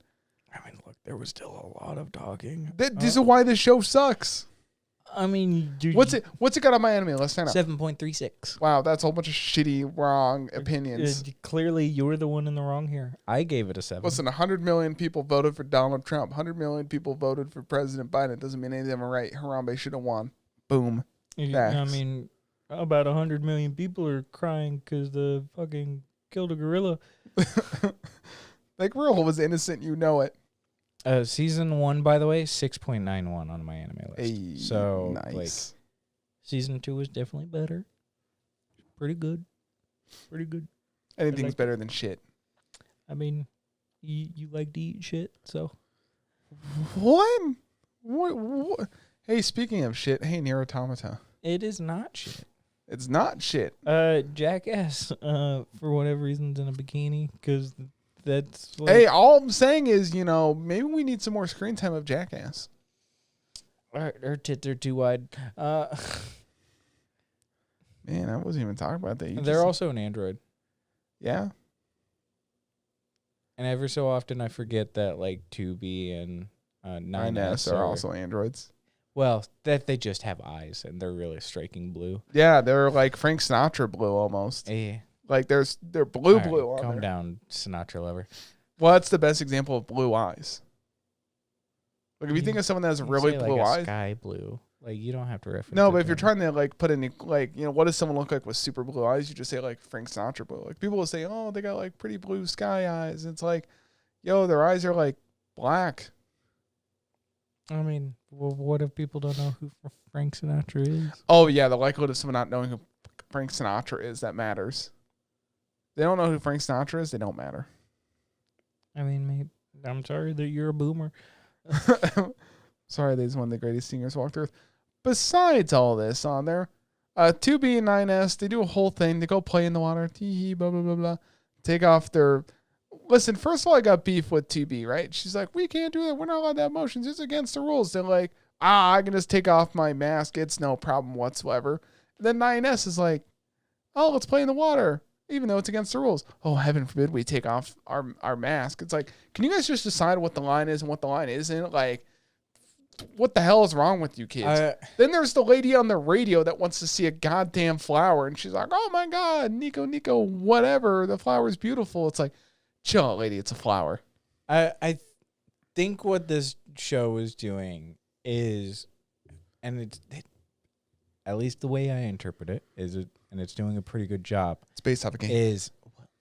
Yes, but as much as like androids aren't humans and they're not supposed to have emotions and stuff like that, and they're heavily judging the robots for having emotions and certain things like that, where it's like, no, you guys like have all of that too, and like things that you're interested in and stuff you get excited about, whether you realize it or not.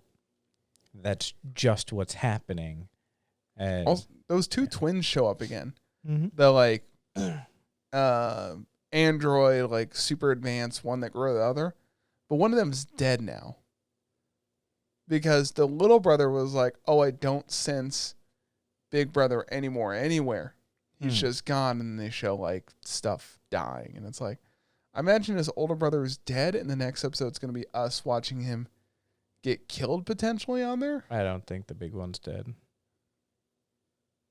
I don't think so. The big brother? You don't think the big brother's dead? No, because where we left off, he was just like, "Oh, I don't sense him," but they were also in a area that was jamming every frequency. Yeah, but they're better than those robots on there. I mean, that doesn't mean anything. He's dead. No. He's dead. I'm calling it now. Unless you watched an episode or played the Beyond game. Me. Have you played the game though? No, I still like literally the episode where they fought that like made-in robot thing was as far as it got in the game, and I was like, man, it's kind of boring. It's an unpopular opinion, but I really did not like NieR Automata, the game. I thought like the anime more. I think it's about the same. Like, it's not really up my alley. Like, the whole, I think the problem is because NieR Automata, the game, obviously more Japanese style game and how they do stuff. It's the same reason why I'll start Final Fantasy. Final Fantasy 13 played all the way through.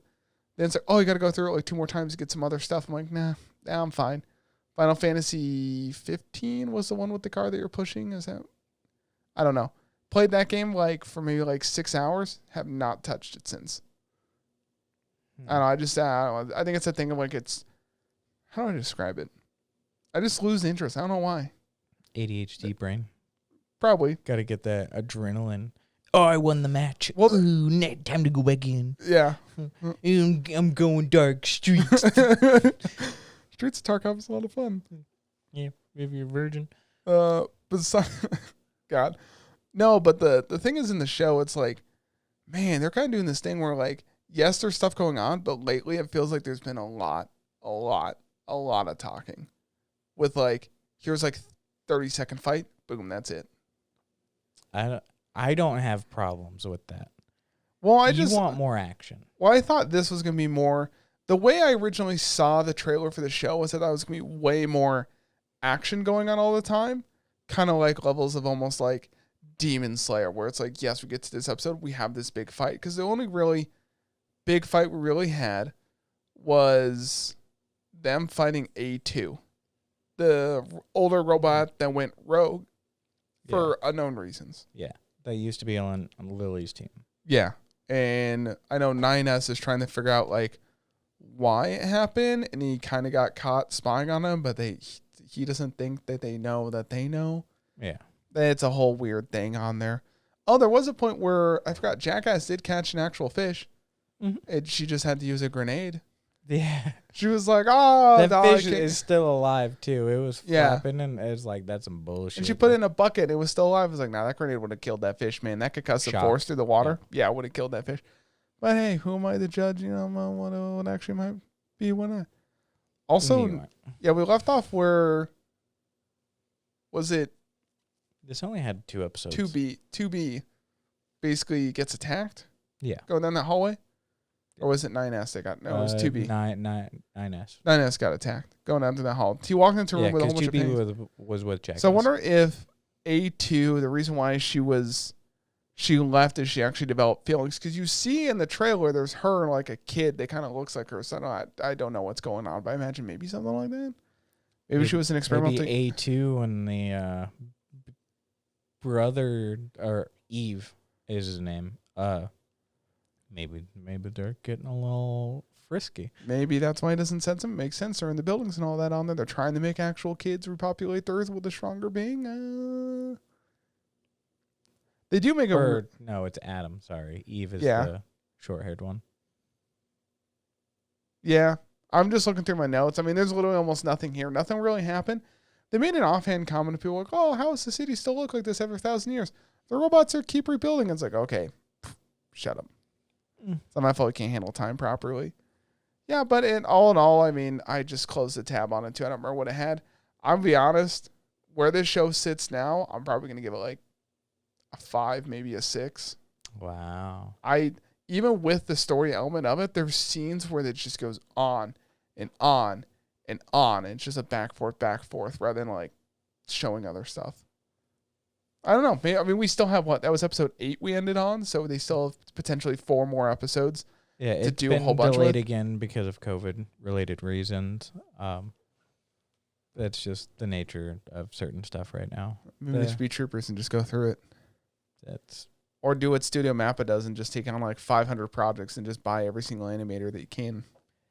Yeah. So you would probably give it a 5 or a 6. I would give it a 7 or an 8.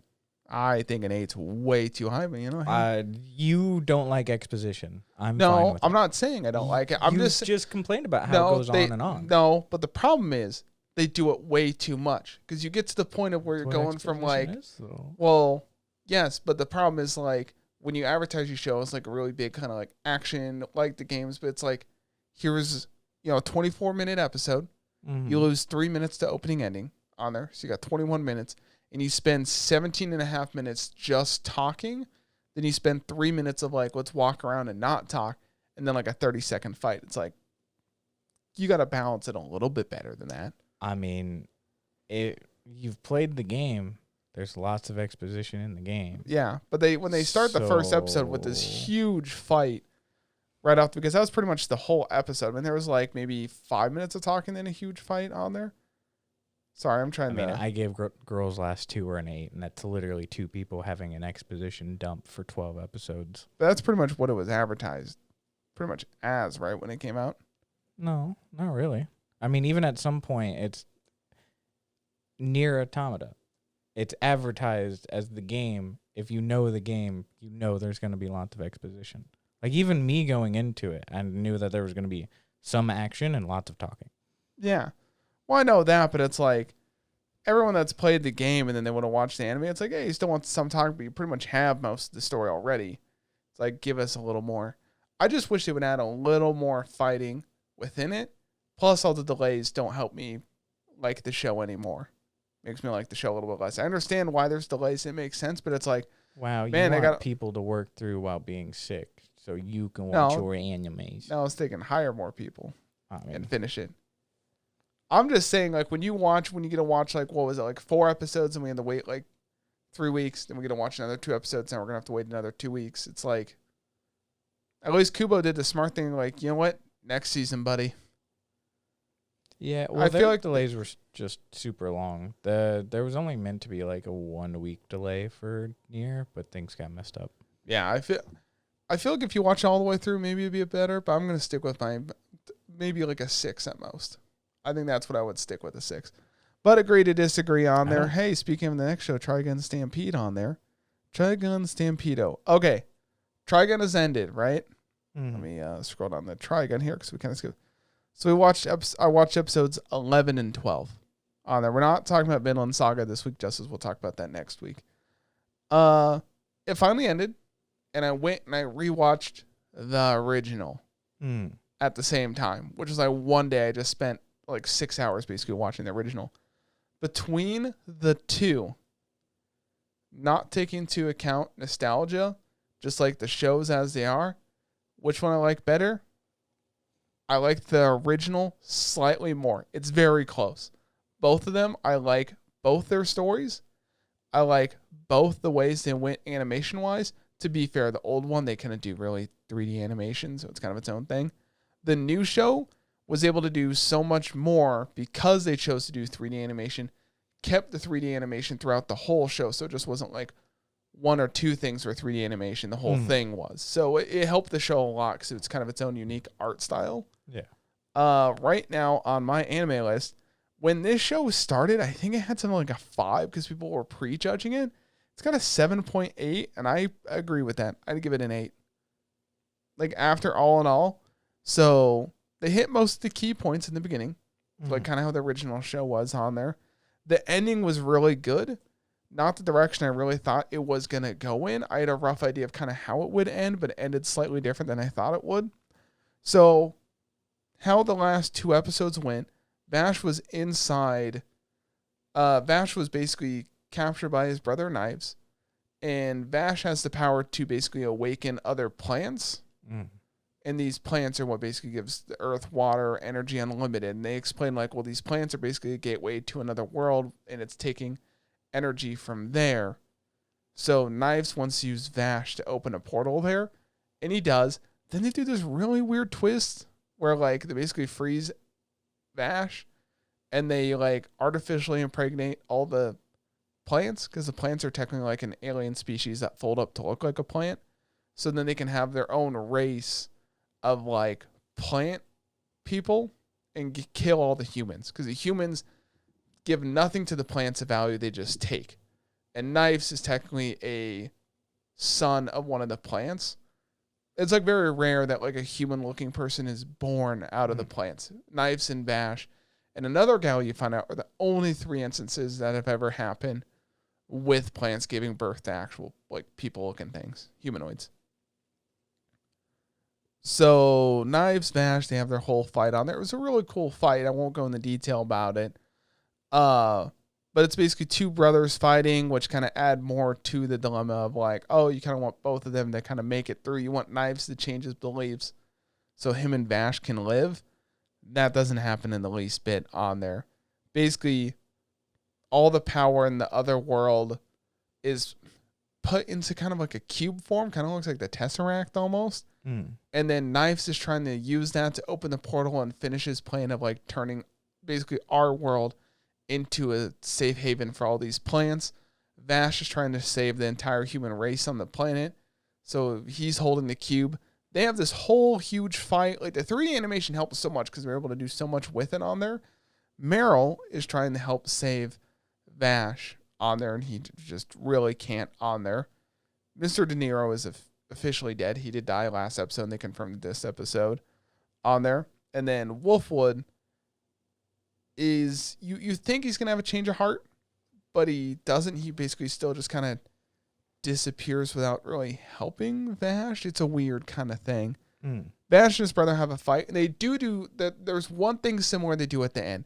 At the end of the original Trigun, Vash's arm turns into like a giant gun because it's unlocked from the other side of the world. Shoots it off in the space, but his brother tries to make him hit Earth with it to destroy all life on Earth and then restart with plants, basically. Him and his brother fight. His brother the whole time is like going through this giant like laser beam to grab the cube. His brother ends up touching the cube but not getting it. But then Vash hits the ground. It explodes. It leaves a giant crater. Like destroys this town. Kills 90% of the population. So originally his bounty was $6 million double dollars, and now they increased it to $60 trillion double dollars is the bounty on Vash's head now, because they still can't find him. They believe he's alive. I know it's kind of anticlimactic to talk about it, but it all kind of happened so quick, and like it was literally like a 24-minute fight was the last 2 episodes. Like half of it was just fighting. They get to the end, Vash has disappeared. The city is destroyed. Meryl goes back to visit the grave of everyone there. It's like De Niro died. They're pretty sure Wolfwood died, even though you didn't really see him die. And they do this thing while Meryl's on the way to visit the grave. She gets a call from HQ. It's like, hey, we have a new recruit. She specifically wants to work with you. And Meryl's like, she basically takes on the persona of Mr. De Niro, of like, oh, whatever, I can work alone kind of thing. And she's like, oh, well, what's her name? Her name's Rem. And I was like, oh, shit. In the original series, her partner during the whole thing was named Rem, which is like a taller, kind of like stronger lady. She'd carry basically a Gatling gun around with her. I'm like, oh, maybe they're setting this up for a second season. Because the way it ends is kind of similar to how the original Trigun story started without all that background. They basically just said Vash destroyed this entire town, killing like 90% of the population or whatever. And now he's worth like $60 trillion double dollars. So I think if I remember correctly, his bounty at the end of this show is what his bounty was at the beginning of the last show. So they've basically turned this into it seems like a prequel, but it's not. It's its own story. Yeah, so it'd be like a requel, essentially. A prequel rewrite.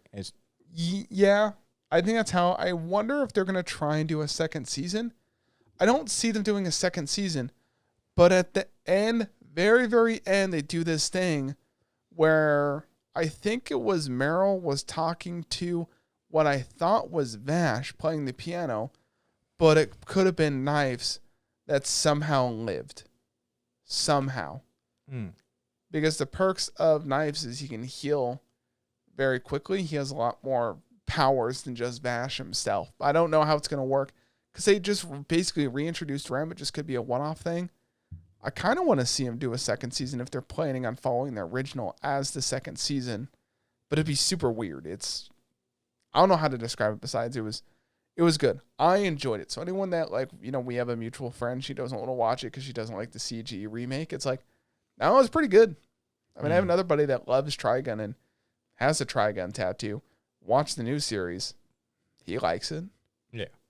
So I'd say solid. I'd probably get a solid 7.5.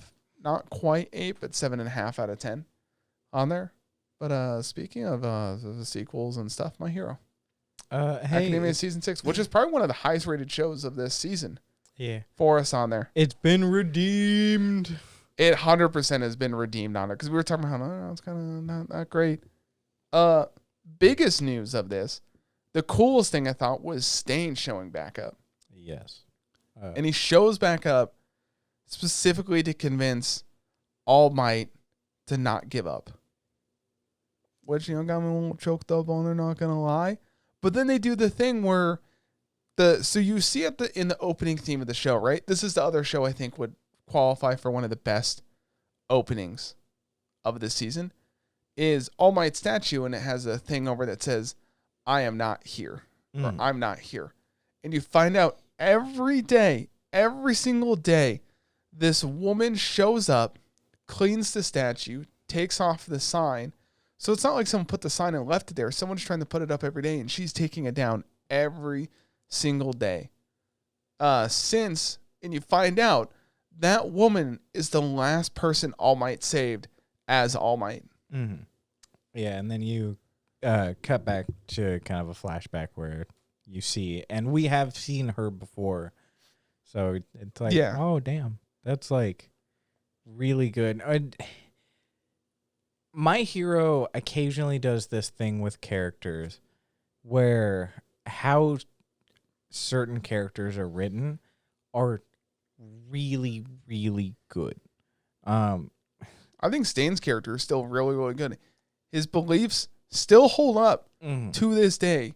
He makes very good points about heroes quitting, but he's not the real All Might because he's given up. Yeah. And he convinces All Might to not go back into heroing, but not give up and still stay the same person at heart. Yeah, because Stain used to be a hero turned killer, and he's killed 40 heroes. Yeah. His entire MO is killing fake heroes. Yeah. People that are just in it for the fame, not the real heroes. The money, the attention. And it's why when All Might was in action, he wasn't there. Because there was someone there that would truly inspire. So there was no need for Stain. Yeah. So it's like, did you hear Endeavor's kind of off comment of so many heroes have quit because the money's not worth it and there's no real fame anymore, and a lot of them retired because of that, which is him kind of realizing what Stain realized. But this is after Endeavor made the comment of we're getting help from a hero killer.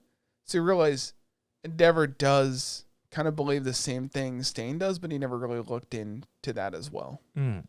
People should be heroes to be heroes. And I mean, it makes sense. Stain showing up right then in the show was probably another big turning point of the show, Because it's All Might realizing what it is to be a hero the same time that all the UA students teach adults what it's like to be a hero too. Mm-hmm. And how they're there to protect them, but who protects the heroes when they need protecting? And it is the people that are there. Okucho makes a hell of a speech that I know Matt was 100% tearing up going, you should do such a good job. Yeah, well, what do you want? See, he gets mad at me that I get emotional. It's like you should get emotional during these scenes. I never said I wasn't. I was tearing up like a little bitch. I just like making fun of you. You're an asshole, you know what? Yeah. Yeah. It listen, was a good speech. You know what got me? You know what really, really got me? Was it the kid?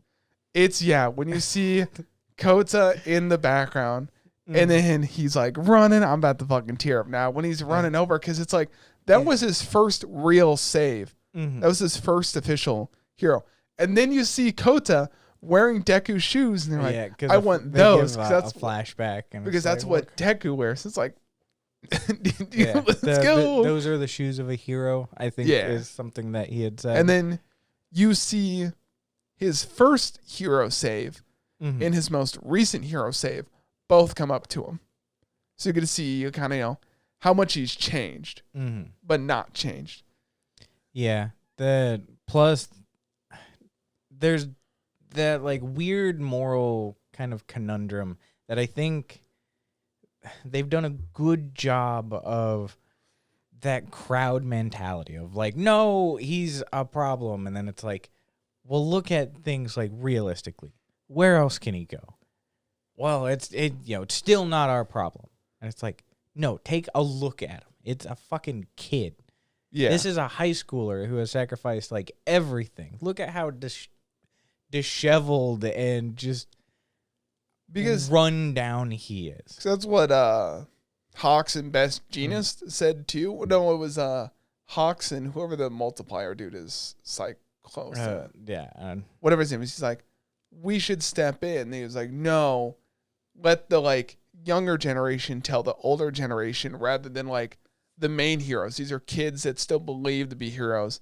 And then even the point where the principal was like, no, like there just needs to be that one last push, which is then when the rabbit girl and Kota come like to help as Deku like falls to his knees crying. Yeah. So, because even Ida at one point is like, we should go, and it's like, Okucho, her specifically gaining people's trust, and then eventually, it's all about that first push, and they're like, one person's got to stand up.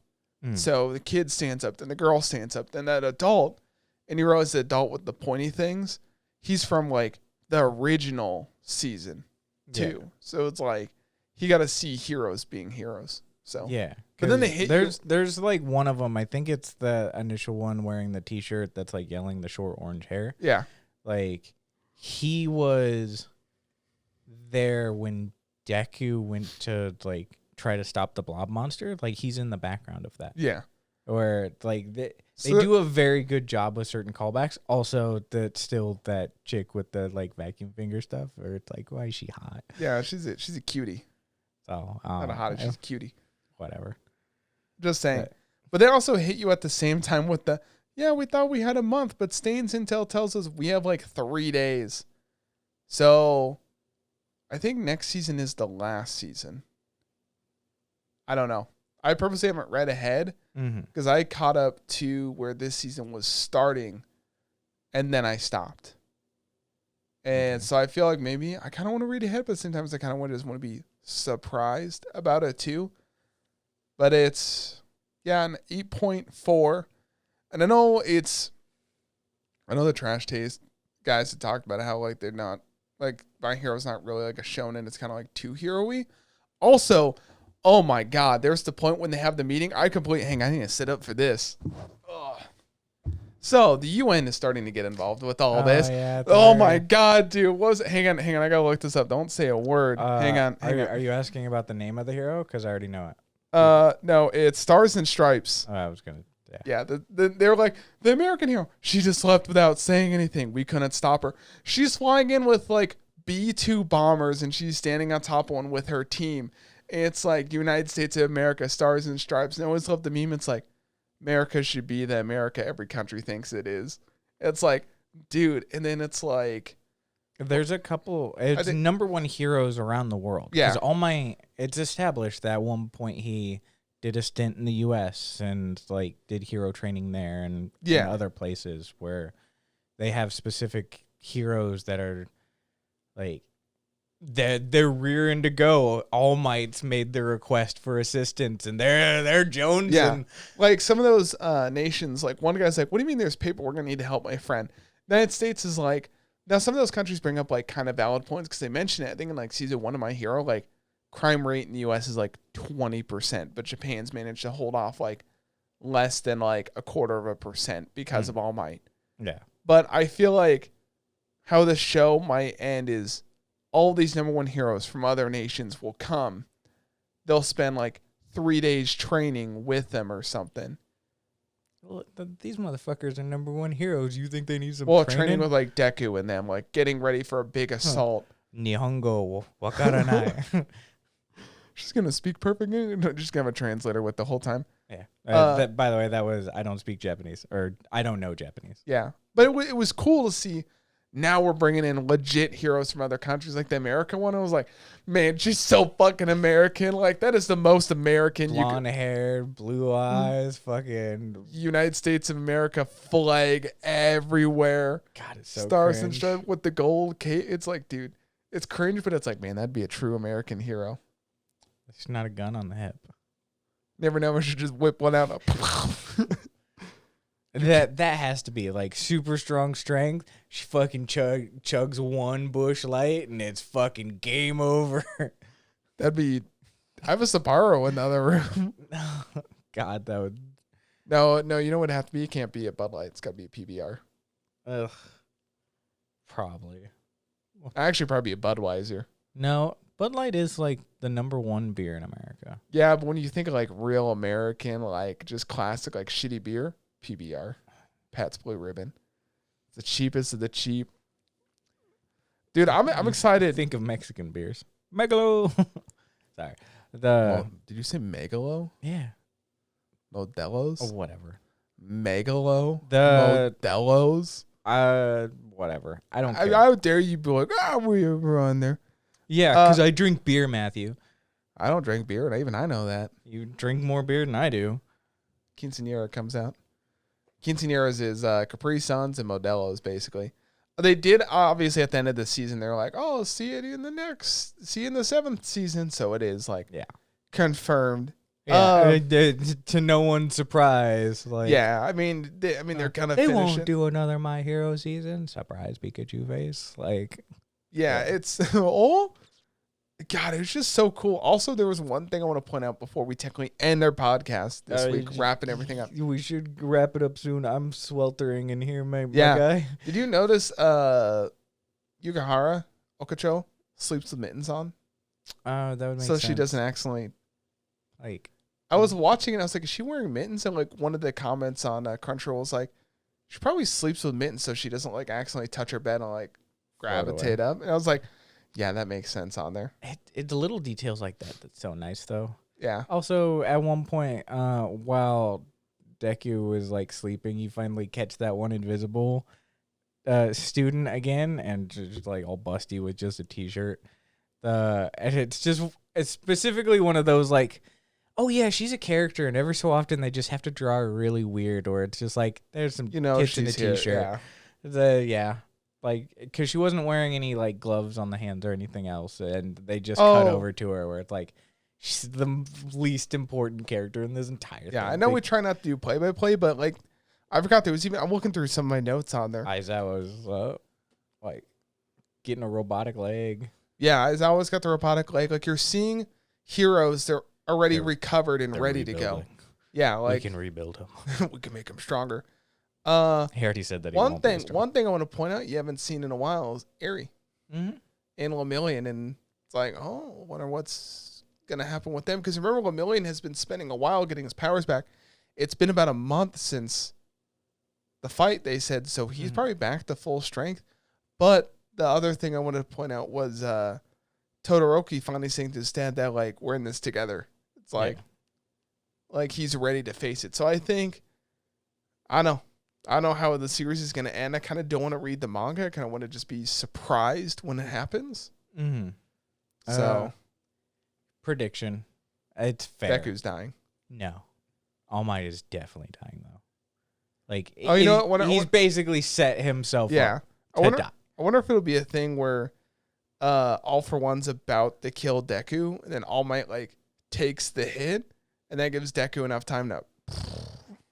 Who knows? But like, he's definitely dying. You can't have like him not die. I want to see what Stars and Stripes does. I want to see her. The thing is, they always showed her she's super strong. But also, perspective wise, she looks as big as one of those planes. She is probably huge. Yeah, that was the one thing where it's like, those are either tiny planes or she's a big woman. And she's just standing out. So she probably has like multiple quirks. Yeah. Is my guess. Well, maybe. Who knows?